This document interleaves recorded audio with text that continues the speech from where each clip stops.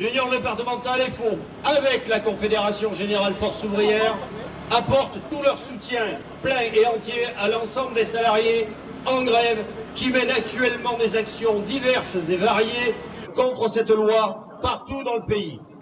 Bien sûr, cela va sans dire. Les camarades, c'est encore mieux en le disant. Car l'attitude clivante et stigmatisante du Premier ministre et du Président de la République envers une organisation syndicale en particulier, la CGT, laissant croire que nous, Force ouvrière, serions prêts à sortir d'un combat que nous portons ensemble avec nos camarades de la CGT sur des revendications claires et partagées depuis le début, démontre à quel point ce gouvernement est non seulement isolé, mais totalement déconnecté de la réalité de ce qu'est le syndicalisme fédéré et confédéré d'une part, comme du quotidien des citoyens d'autre part.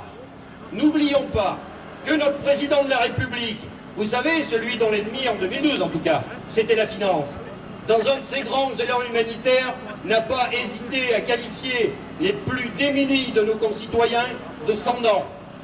Déconnectés de la réalité du monde du travail, car non, la majorité des travailleurs de ce pays ne sont pas des traders ou des génies de start-up.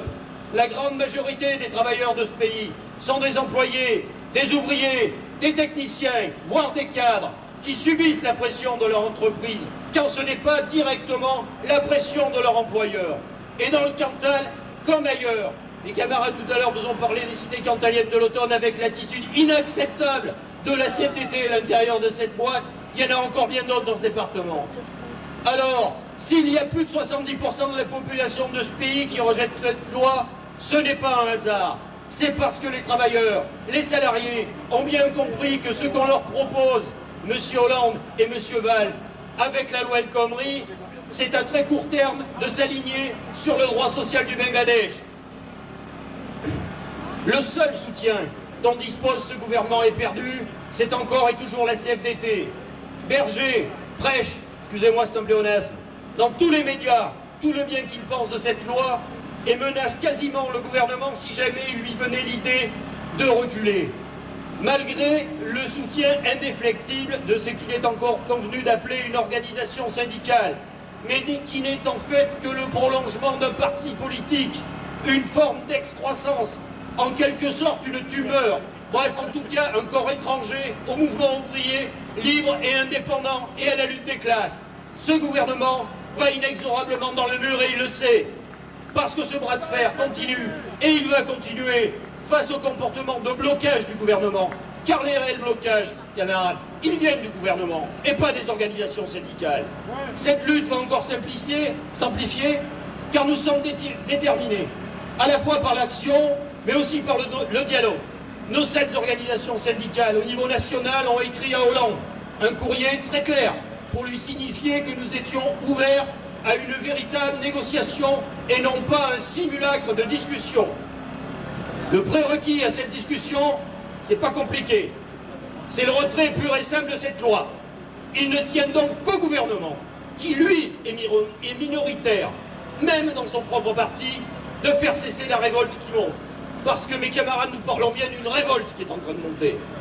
Face à un gouvernement totalement isolé, qui multiplie les provocations à l'encontre des salariés, et plus particulièrement des salariés syndiqués, qui essaie par tous les moyens de se dédouaner de sa propre responsabilité.